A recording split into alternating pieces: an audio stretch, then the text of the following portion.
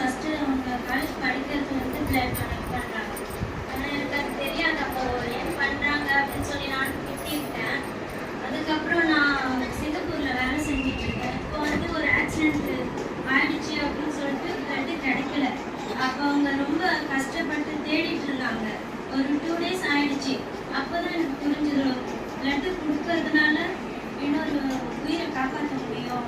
அப்போ அது ஒன்றும் தப்பு இல்லை அப்படின்ற மாதிரி. அவங்க வந்து கேன்சர் பேஷண்ட்டுக்கும் ஹேர் கொடுக்குறாங்க.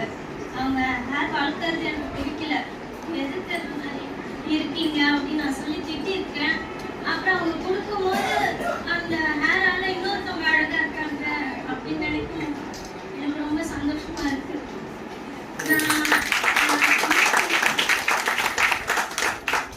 நான் இன்னும் இந்தியாவில் வந்து செட்டில் ஆகல. இந்தியாவில் வந்து செட்டில் ஆனதுக்கப்புறம் நானும் என் ஹஸ்பண்டோட சேர்ந்து பிளட் டொனேட் பண்ணுவேன். சூப்பர் சூப்பர், வாழ்த்துக்கள்.